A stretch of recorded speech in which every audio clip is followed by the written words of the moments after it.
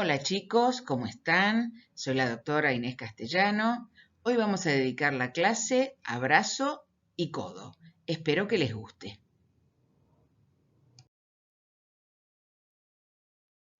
Comencemos con el húmero. Es un hueso largo, par, ubicado en el brazo. Como todo hueso largo presenta un cuerpo o diáfisis y dos extremidades, conocidas también como epífisis. Una superior o proximal, que va a articularse con la escápula, y otra inferior o distal, que va a articular con el radio y el cúbito. Hablemos ahora del epífisis superior o proximal del húmero. En ella encontramos la cabeza, que es redondeada, lisa, representa un tercio de esfera y va a articularse con la cavidad glenoidea de la escápula. Inmediatamente por debajo de ella, un surco de disposición oblicua, el cuello anatómico. Más abajo, dos prominencias óseas. El tubérculo mayor, también conocido como troquíter, que sería una protuberancia lateral, y el tubérculo menor, ahí lo marcamos, o troquín, que sería una protuberancia anterior. En el tubérculo mayor se insertan tres músculos, a saber, supraespinoso, infraespinoso y redondo menor. En tanto, en el tubérculo menor se inserta el músculo subescapular. Entre el troquín y el troquíter, o como dijimos, tubérculo menor y tubérculo mayor, nos encontramos con un surco profundo conocido como surco intertubercular o el nombre anterior, corredera bicipital. Por este surco se desliza, pero sin insertarse, ojo, sin insertarse la cabeza larga del bíceps braquial. Por aquí. Este surco intertubercular va a quedar delimitado por dos crestas, la llamada cresta del tubérculo mayor y cresta del tubérculo menor. En ambas vamos a tener inserciones musculares. Anteriormente se hablaba de labios, en vez de crestas se hablaba de labios, un labio externo, un labio interno. En la actualidad preferimos hablar de crestas. En la cresta del tubérculo mayor, va a insertarse el músculo pectoral mayor. Acá lo tendríamos coloreado. En tanto, en la cresta del tubérculo menor van a insertarse los músculos dorsal ancho y redondo mayor. El redondo mayor sería el más interno, el más medial. Nos quedaría, por último, el cuello quirúrgico que es distal a los tubérculos mayor y menor y separa la cabeza del cuerpo o diáfisis del húmero.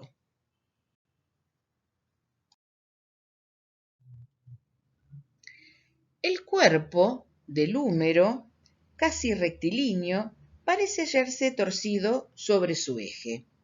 Presenta tres caras, una cara anterolateral, una cara anteromedial y una cara posterior.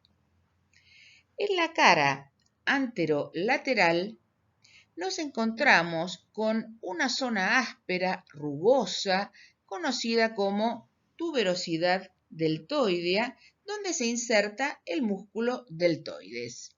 La cara anterointerna no presenta detalles de interés. En la cara posterior nos encontramos con un surco profundo conocido como surco del nervio radial o canal de torsión por donde transcurre el nervio radial y la arteria braquial o humeral profunda.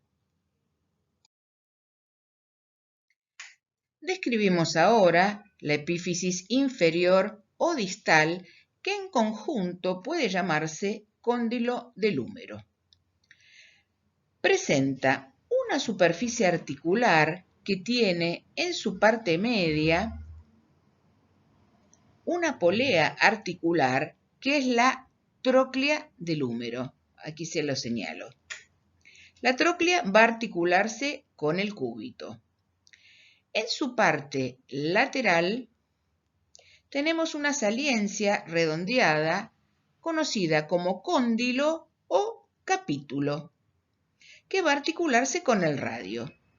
Ambas superficies articulares, como dijimos, la tróclea para el cúbito y el cóndilo o capítulo para el radio, van a estar separadas por este surco que podemos llamar cóndilo troclear o capítulo troclear. Por encima de estas superficies articulares nos encontramos con la fosa coronoidea, que está ubicada por encima de la tróclea y está ocupada por la apófisis coronoides del cúbito en el movimiento de flexión del antebrazo sobre el brazo. Allí podemos ver otra fosa, la fosa radial, que se ubica por encima del cóndilo o capítulo y recibe a la cabeza del radio en el movimiento de flexión del antebrazo sobre el brazo. Además, podemos describir dos relieves óseos, donde se van a insertar los músculos de la región antebraquial o del antebrazo, lo que es lo mismo. Por un lado, el epicóndilo medial, también conocido como epitróclea, que está ubicado medial y superior a la tróclea. Allí se van a insertar los músculos epicondilios mediales.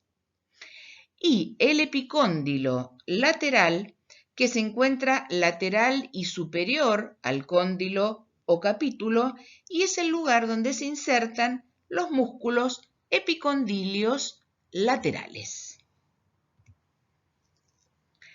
En la vista posterior tenemos para destacar la presencia de otra fosa, conocida como fosa olecraniana, que se ubica por encima de la tróclea y aloja al olecranon cuando el antebrazo se extiende sobre el brazo. Finalmente, en la cara posterior del epicóndilo medial se halla un surco, el surco para el nervio cubital.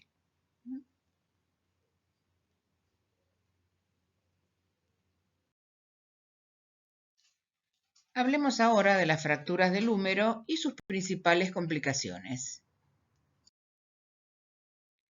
Con respecto a las fracturas del húmero, una de las más frecuentes a nivel de la epífisis proximal es la del cuello quirúrgico, que se observan principalmente en ancianos por caídas sobre el codo con el brazo en abducción.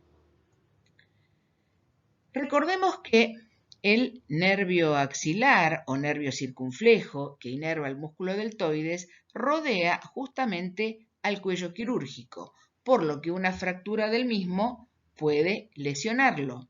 Eso ocasionaría una parálisis del músculo deltoides, el hombro queda aplanado con incapacidad de levantar el brazo, o sea, de realizar la abducción.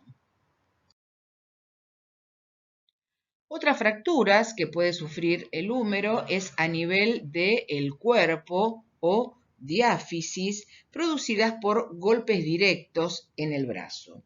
La principal complicación de estas fracturas es la lesión del nervio radial. Recordemos que este transcurría por la cara posterior del húmero por el surco del nervio radial.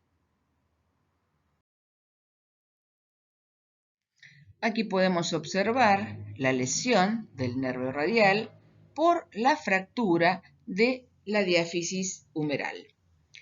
La complicación al lesionarse el nervio radial es que la mano queda en esta posición, se la conoce como mano péndula, donde hay parálisis de los músculos extensores y pérdida del movimiento de extensión de la muñeca.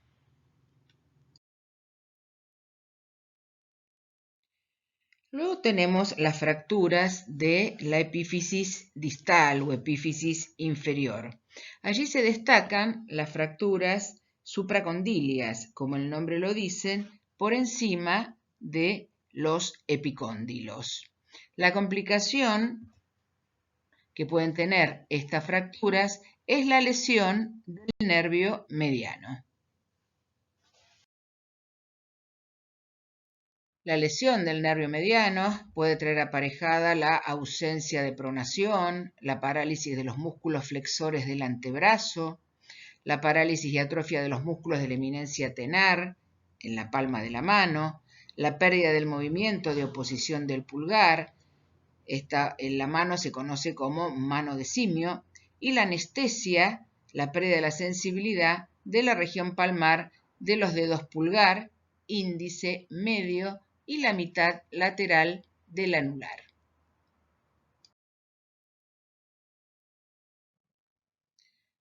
Finalmente, la fractura del epicóndilo medial, que suele asociarse a veces a la luxación del codo. La complicación principal que tiene esta fractura es la lesión del nervio cubital. Recordemos que por detrás del epicóndilo medial encontrábamos el surco para este nervio.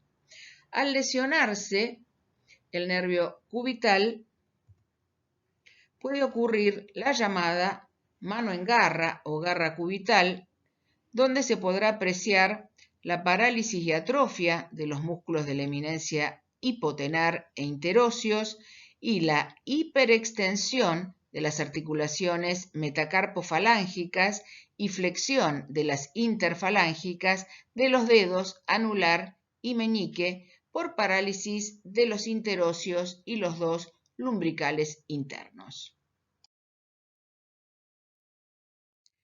Pasemos a hablar ahora de los músculos del brazo.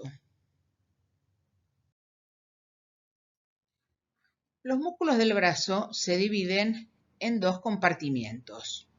Un compartimento anterior que está formado por tres músculos: el bíceps braquial, el coracobraquial y el braquial. El bíceps bi porque tiene dos vientres musculares, a saber, cabeza larga y cabeza corta, o como lo llamaba la nomenclatura anterior, porción larga y porción corta. Obviamente el término braquial tiene que ver con la palabra brazo. Son músculos flexores en líneas generales y van a estar inervados los tres por el nervio músculo cutáneo. En el compartimiento posterior encontramos un solo músculo, el tríceps braquial. Tri me indica que tiene tres vientres, a saber, cabeza larga, cabeza lateral y cabeza medial, o los nombres de la nomenclatura anterior: porción larga, vasto externo y vasto interno. Este músculo tiene una función de extensión y va a estar inervado por el nervio radial.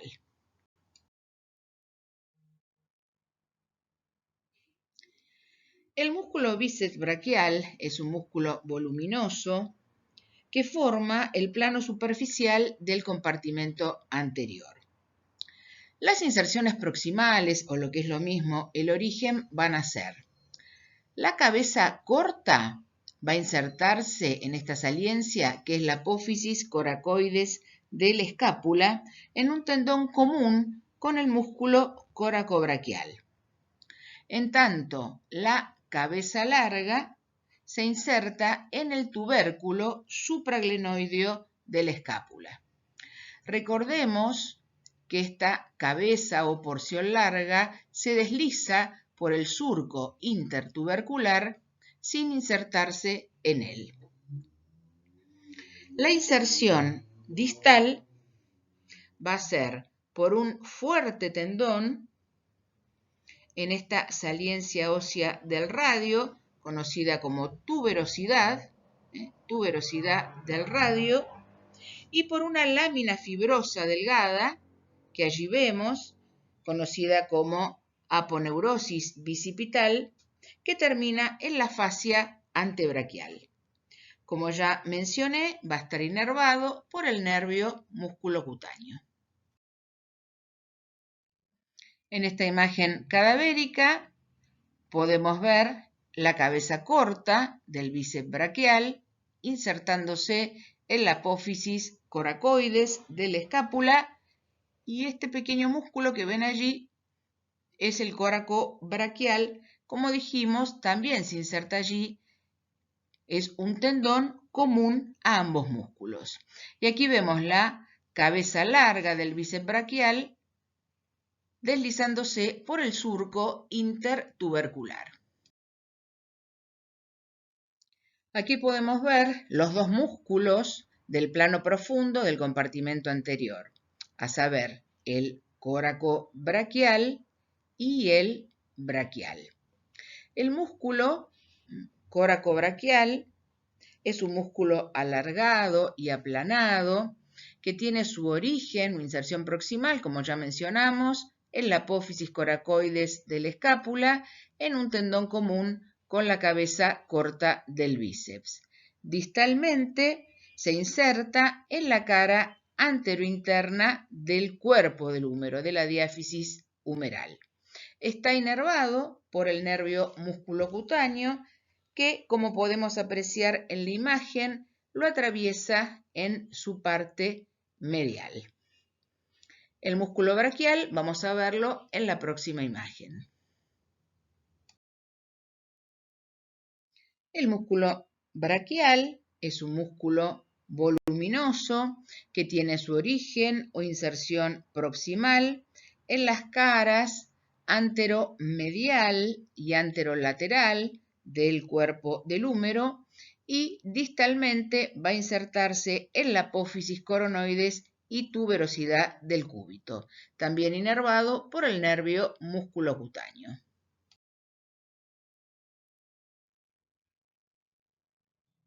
Aquí en la imagen cadavérica podemos ver el músculo córaco-braquial y allí parte del braquial. Obviamente se ha resecado el músculo bíceps.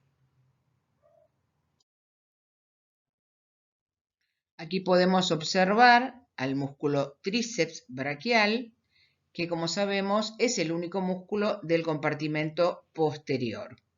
Se extiende desde la escápula hasta el cúbito. Recordemos que tiene tres cabezas: cabeza larga, cabeza lateral y cabeza medial. La cabeza larga o porción larga se va a insertar en el tubérculo infraglenoideo de la escápula, como allí podemos observar. En tanto, la cabeza lateral se inserta en la cara posterior del húmero por arriba del surco radial. Vemos la imagen siguiente.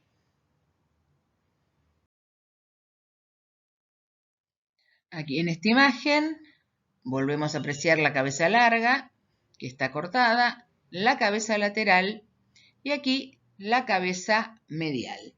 La cabeza medial también se inserta en la cara posterior del húmero, pero en este caso por debajo del surco radial. La unión de estas tres cabezas da forma a un cuerpo muscular voluminoso que va a finalizar en un tendón que se inserta en el olecranon del cúbito. Va a estar inervado por el nervio radial. Aquí en esta imagen cadavérica observamos claramente, esta es la cabeza larga del tríceps, recordemos que iba a insertarse al tubérculo infraglenoideo de la escápula, y aquí la cabeza lateral que se insertaba en la cara posterior del húmero por arriba del surco radial.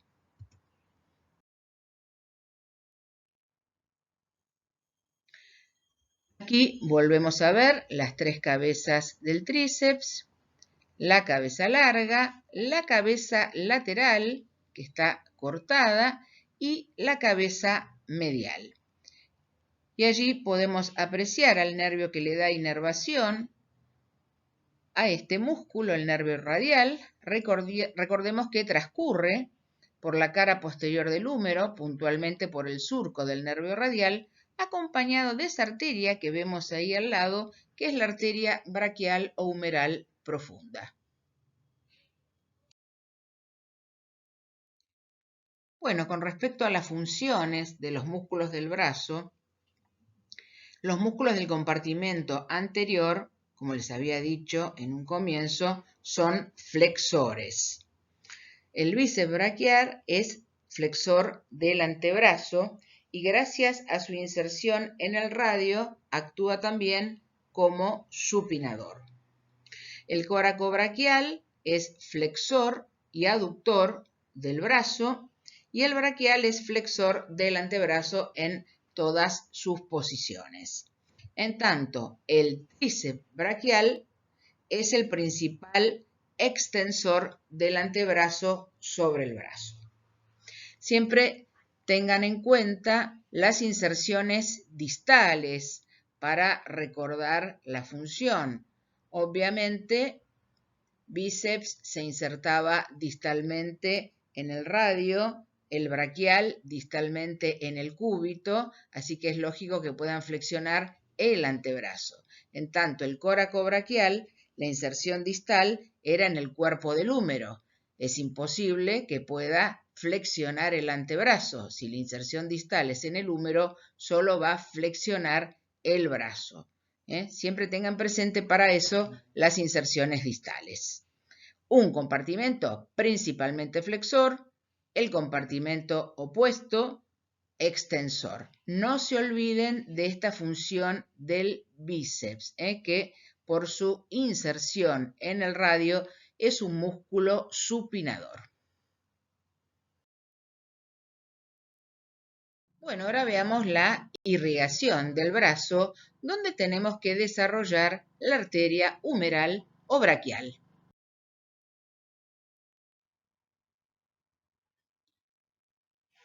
Bueno, la arteria humeral o braquial, como les dije, la principal irrigación arterial del brazo, es continuación de la arteria axilar. ¿Cuándo cambia de nombre? ¿Dónde decimos aquí termina la axilar y comienza la humeral?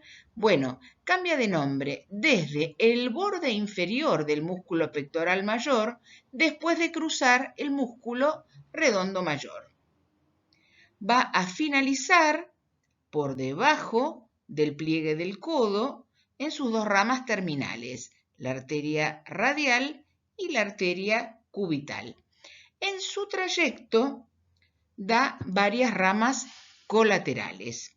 Por un lado da ramas musculares, da la arteria nutricia del húmero y nos va a dar también la rama más importante, la humeral profunda o braquial profunda, y las dos colaterales cubitales.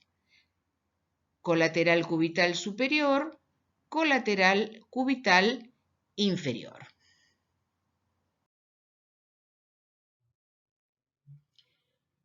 La arteria humeral o braquial desciende desde su nacimiento por el borde interno del brazo, dentro del compartimento anterior de músculos. Va a formar el paquete vasculonervioso del brazo junto con el nervio mediano y las dos venas humerales.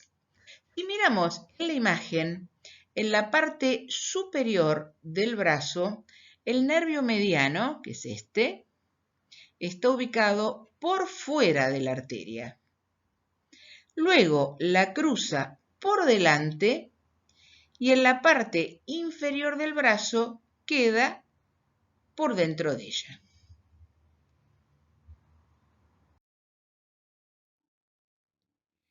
Entre las arterias del brazo y del antebrazo se forman círculos arteriales que se encuentran a nivel del codo. Va a haber dos círculos, uno interno que rodea el epicóndilo medial y otro externo que rodea al epicóndilo lateral. Son los llamados círculos periepicondilios. El círculo periepicondilio medial va a rodear al epicóndilo interno. Va a estar constituida por la anastomosis, por la unión de las arterias colaterales cubitales, inferior y superior, ramas de la arteria humeral o braquial, con las recurrentes cubitales, anterior y posterior, ramas de la arteria cubital.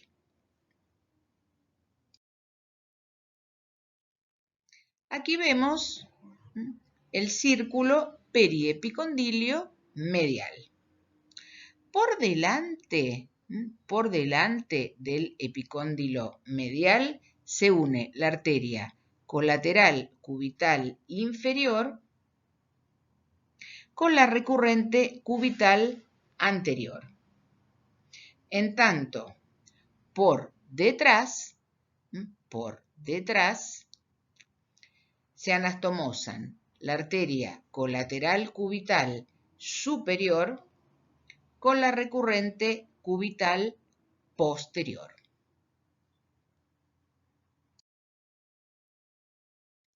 El círculo periepicondilio lateral va a rodear al epicóndilo externo o lateral y va a estar constituido por la anastomosis, por la unión de las arterias braquial o humeral profunda, que ya sabemos que es una rama de la arteria humeral, la recurrente radial, rama de la arteria radial, y la interósea recurrente, que es rama de la interósea común, y a su vez esta es rama de la arteria cubital.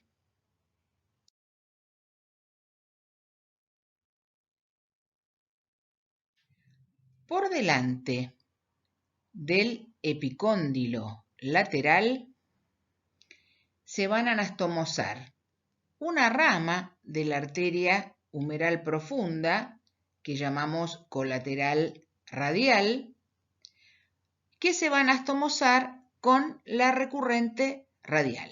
Entonces, repito, por delante del epicóndilo lateral se anastomosa una rama de la humeral profunda que llamo colateral radial con la arteria recurrente radial. En tanto, por detrás del epicóndilo lateral se anastomosa la arteria colateral media de la humeral profunda con la arteria interósea recurrente, que como dijimos era rama de la arteria interósea común y esta a su vez de la arteria cubital. Hablemos ahora de los nervios del brazo, músculo cutáneo, mediano, cubital y radial.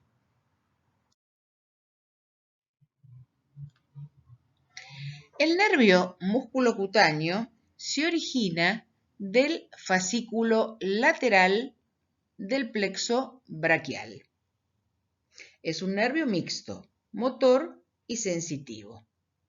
Recordemos que perfora y atraviesa, como podemos ver aquí, al músculo coracobraquial y luego se ubica en el compartimento anterior de los músculos del brazo, puntualmente entre el músculo bíceps y el músculo braquial. Inerva todo el compartimento anterior. Finalmente, por encima de la fosa del codo se hace superficial y allí da su ramo terminal, que es el nervio cutáneo lateral del antebrazo, que provee inervación sensitiva a la cara lateral del antebrazo. Allí vemos coloreado el sector que le da la inervación sensitiva.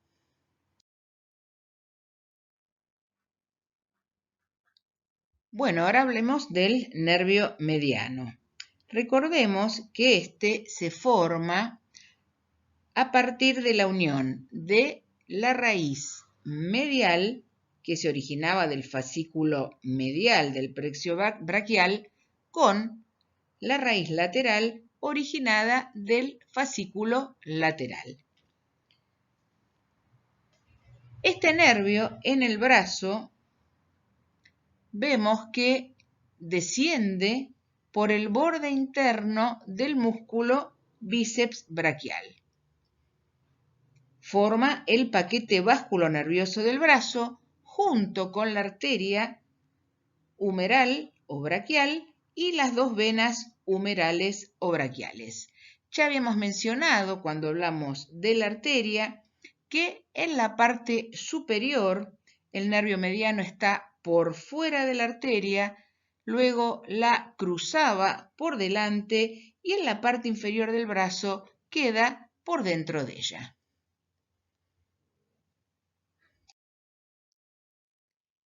Pasamos ahora al nervio cubital.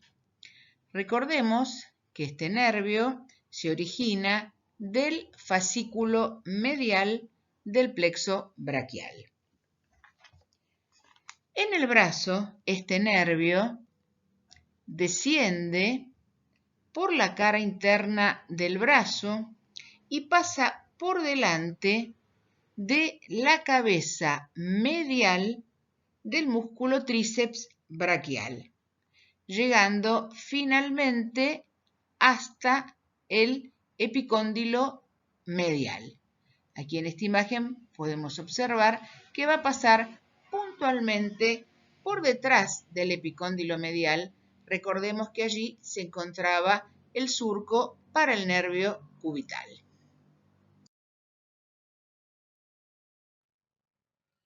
Hemos hablado entonces hasta aquí del nervio músculo cutáneo,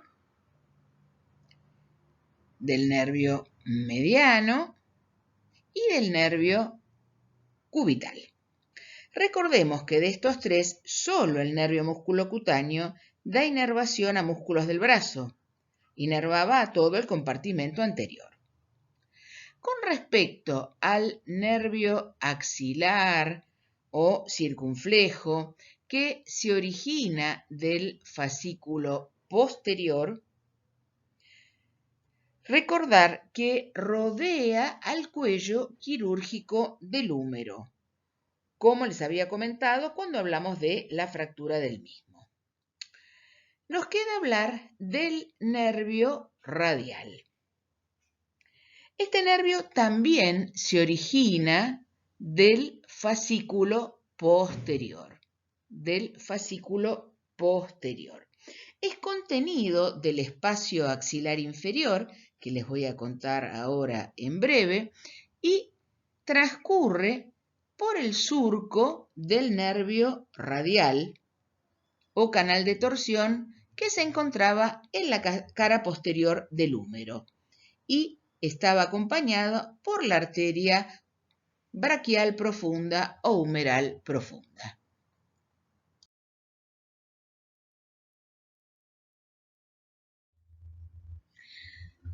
Repasemos entonces los límites del espacio axilar inferior, antiguamente llamado triángulo húmero tricipital. Ahí lo tenemos marcadito en color verde, señalados por esta flecha. El límite superior está dado por el músculo redondo mayor. El límite interno por la cabeza larga del músculo tríceps braquial y el límite externo por el cuerpo, la diáfisis del húmero. El contenido es el nervio radial junto con la arteria humeral o braquial profunda.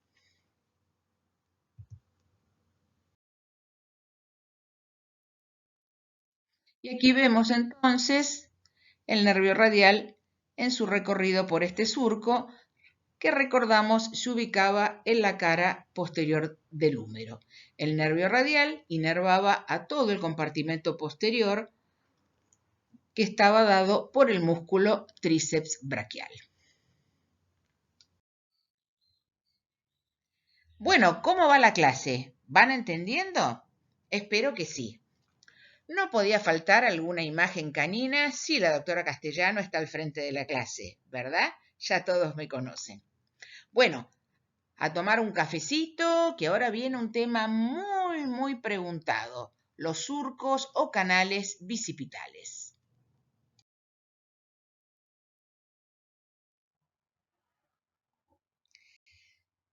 Los surcos o canales bicipitales, medial y lateral, están ubicados a nivel de la fosa del codo, en dirección medial y lateral al tendón de inserción distal del músculo bíceps braquial, respectivamente. Comencemos con el surco bicipital medial, también conocido como canal bicipital interno. Allí lo marcamos. Es este. El límite medial o límite interno va a estar dado por este músculo del antebrazo, que es el pronador redondo. El límite lateral o externo, el tendón del músculo bíceps braquial. El límite anterior es la llamada aponeurosis bicipital, también conocida como expansión tendinosa del bíceps, y el límite posterior, el músculo braquial. Repasamos entonces: medial o interno, el pronador redondo; lateral o externo, el tendón del bíceps braquial; anterior, la aponeurosis bicipital; y posterior, por detrás, el músculo braquial. Veamos ahora su contenido.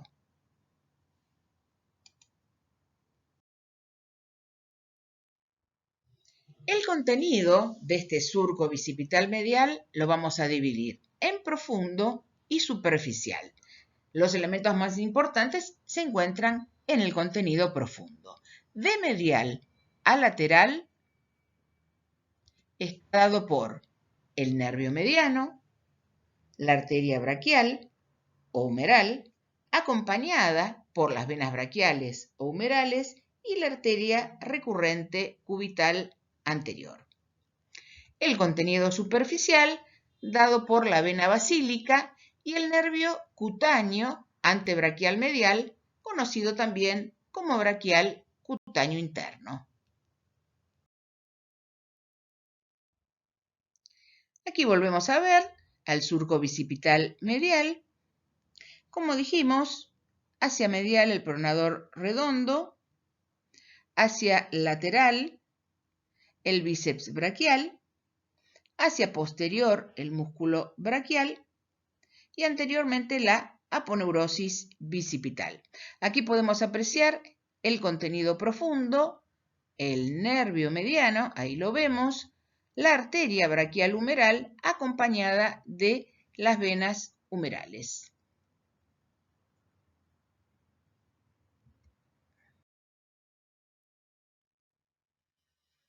Aquí tenemos una imagen cadavérica. Volvemos a ver ahí, pronador redondo, el bíceps, la aponeurosis bicipital y el músculo que vemos allí por debajo, el braquial. Aquí podemos apreciar la arteria humeral o braquial y el nervio mediano.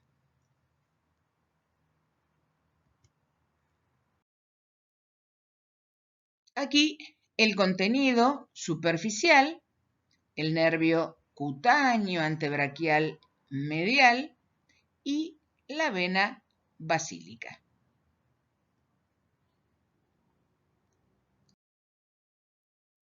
Pasamos ahora al surco bicipital lateral, también conocido como canal bicipital externo.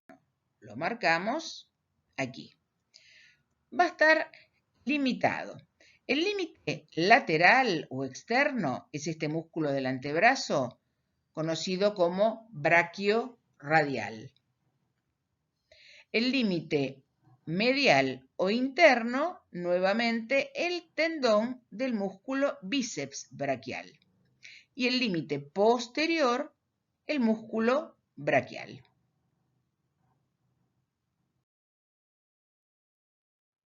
Aquí vemos la imagen cadavérica. Repasamos nuevamente los límites. Límite lateral o externo, el músculo braquiorradial. Límite medial o interno, el tendón del bíceps braquial. Y el límite posterior, el músculo braquial. Aquí también vamos a tener un contenido profundo y un contenido superficial. Contenido profundo tenemos el nervio radial, que a este nivel se va a bifurcar en sus dos ramas terminales, y la arteria recurrente radial.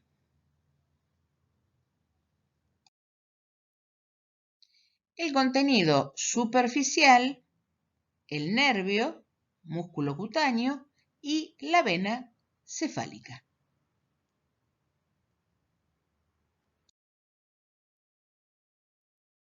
Hablemos ahora del complejo articular del codo. Los huesos que participan en el complejo articular del codo son, por parte del brazo, el húmero, y por parte del antebrazo, el cúbito y el radio. Cúbito y radio van a verlos en detalle en el teórico de antebrazo. Yo simplemente aquí quiero mostrarles las superficies articulares que van a participar del complejo articular del codo.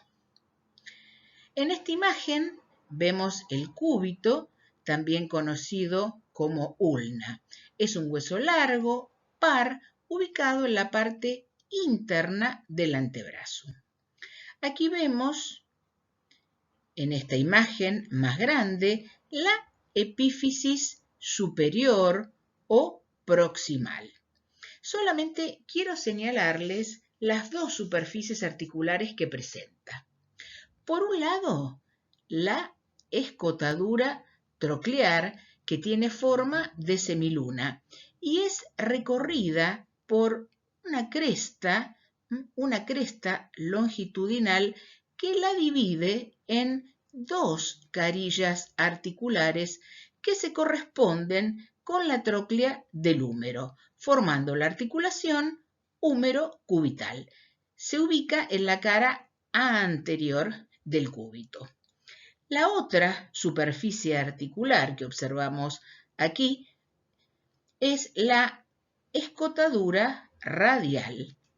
La escotadura radial, que va a articularse con la circunferencia articular de la cabeza del radio, formando la articulación radiocubital superior o proximal. Se encuentra en la cara lateral del cúbito.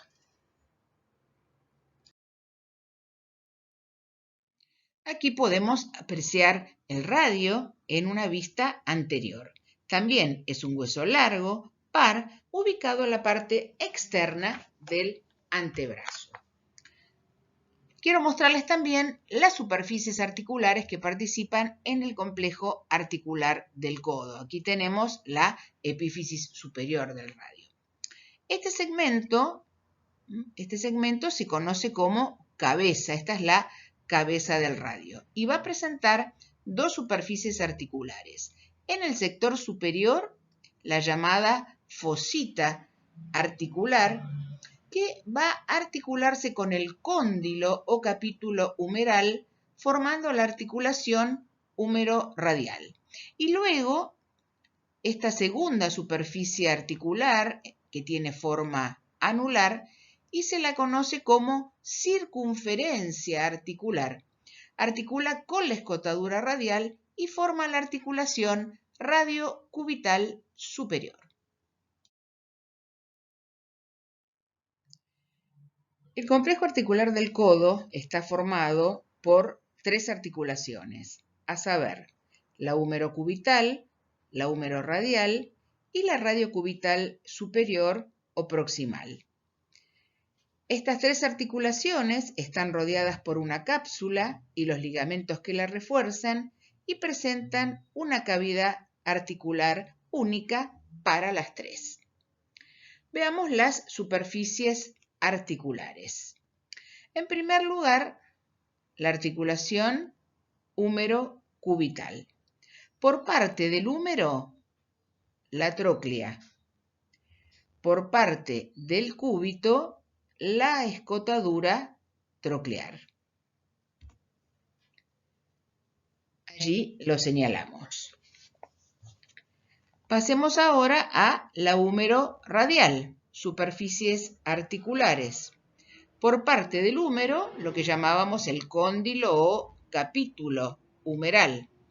Por parte del radio, la cabeza, este sector superior que llamamos fosita articular. Allí lo señalamos. Y finalmente, la articulación radiocubital superior o proximal, cuyas superficies articulares son, por parte del cúbito, ahí lo que les señalo, la escotadura radial, por parte del radio, la circunferencia articular de la cabeza. Allí tenemos las tres.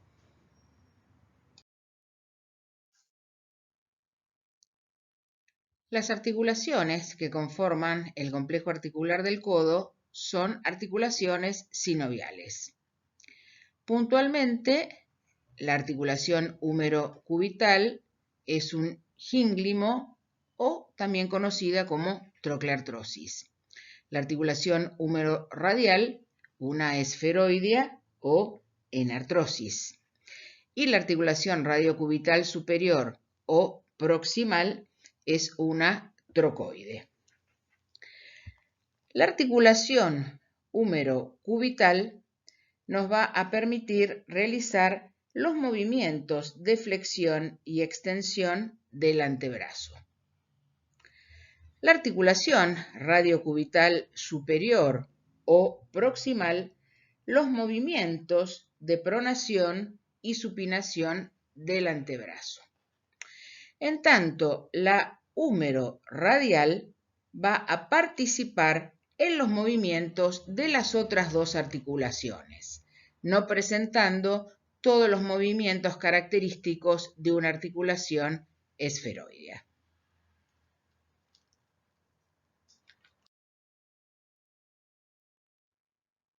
Los movimientos que permite el complejo articular del codo son entonces la flexión y la extensión del antebrazo y la pronación y la supinación. La cápsula de este complejo articular se inserta en dirección proximal por encima de la fosa coronoidea radial y del olecranon y a nivel de los epicóndilos, y en dirección distal a nivel del cuello del radio y alrededor de las escotaduras radial y troclear del cúbito. La sinovial tapiza la cara profunda de la cápsula.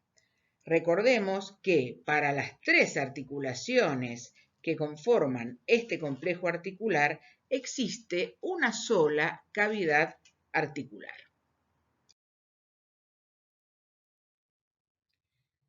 La cápsula va a estar reforzada por 4 ligamentos, a saber, anterior, posterior, colateral radial y colateral cubital.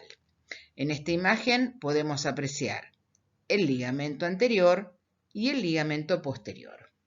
El ligamento anterior va a estar formado por fibras que se extienden desde la cara anterior de los epicóndilos y las fosas coronoidea y radial para terminar sobre la apófisis coronoides y la cara anterior del ligamento anular del radio.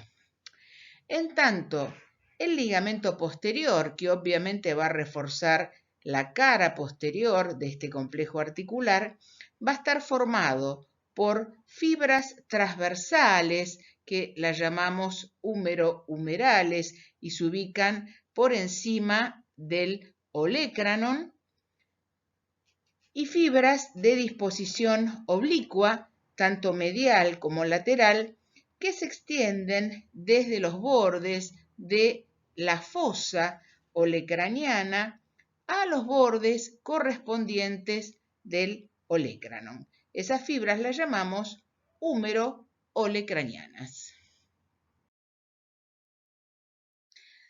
Aquí podemos observar, aparte del ligamento anterior que vimos recién, los otros dos ligamentos que nos faltan, el ligamento colateral radial y el ligamento colateral cubital.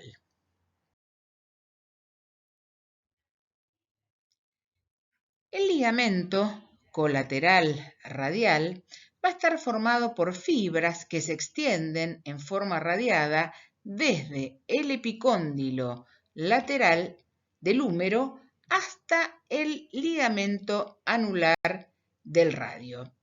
Va a presentar 3 fascículos que acá están coloreados. El fascículo anterior de color verde y el fascículo medio de color naranja se extienden desde el epicóndilo lateral hasta la escotadura radial del cúbito.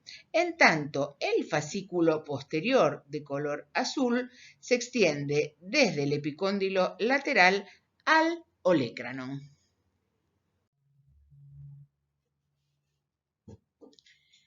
El ligamento colateral cubital se inserta en el epicóndilo medial y se expande en forma radiada hacia el cúbito.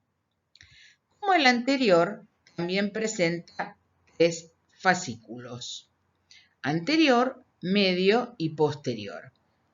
El anterior de color verde y el medio de color naranja se extienden del epicóndilo medial hasta la apófisis coronoides. En tanto, el fascículo posterior lo hace del epicóndilo medial hasta el olecranon. Las inserciones cubitales de este ligamento colateral cubital están reforzadas por unas fibras arciformes denominadas fascículo arqueado del ligamento colateral cubital. Para finalizar con los ligamentos, nos quedan por ver los ligamentos propios de la articulación radiocubital superior o proximal. Presenta 2 ligamentos propios. Por un lado, el ligamento anular y además el llamado ligamento cuadrado, que lo vamos a ver en la imagen siguiente. El ligamento anular va a extenderse desde el borde anterior al borde posterior de la escotadura radial del cúbito, rodeando, como podemos ver, la cabeza del radio en forma de un anillo incompleto. De allí lo de su nombre. Aquí podemos ver el ligamento que nos falta, el ligamento cuadrado. Fíjense que tuvimos que cortar el ligamento anular del que hablábamos recién. El ligamento cuadrado, que anteriormente se llamaba de Denusé, refuerza la superficie inferior de la cápsula y se extiende desde el borde inferior de la escotadura radial del cúbito, que ahí la señalamos, hasta el cuello del radio. Es de pequeño tamaño. Entonces, desde el borde inferior de la escotadura radial del cúbito hasta el cuello del radio. Con esto finalizamos todos los ligamentos del complejo articular del codo. Para ir finalizando esta clase, quiero hablarles brevemente de la luxación de codo. Una luxación es la pérdida de contacto de las superficies articulares ocasionada por un traumatismo. La luxación del codo ocupa el segundo lugar en frecuencia de las luxaciones. La primera es la luxación de hombro.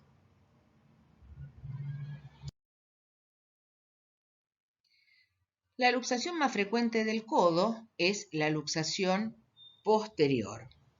El mecanismo de producción es la caída sobre la mano con el codo en extensión. Es una lesión habitual durante las prácticas deportivas. Fíjense aquí que caracteriza a esta luxación la prominencia posterior del olecranon, bien notoria, prominencia posterior del olecranon y del epífisis inferior del húmero. Habitualmente no se asocian fracturas, pero siempre debe realizarse un estudio radiológico para descartarlas. Solo se observan las fracturas en un 10% de los casos aproximadamente y habría fractura de apófisis coronoides o de la cabeza del radio. También se debe realizar una valoración neurovascular, ya que la arteria braquial o humeral y los nervios cubital y mediano pueden lesionarse, pero esto no es frecuente.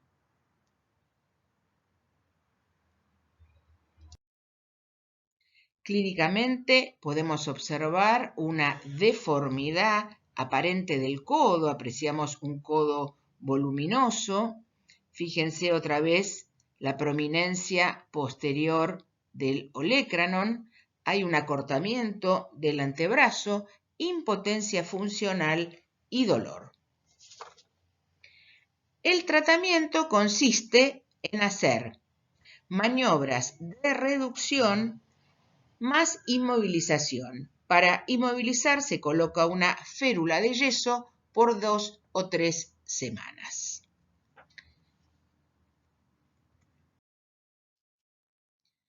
Bueno, esto ha sido todo. Espero que les haya gustado, les sea útil. Siempre me parece que es lindo poder asociar con alguna patología para que conozcan la importancia de las estructuras del aparato locomotor. Muchas gracias por su atención y nos encontramos en la próxima clase.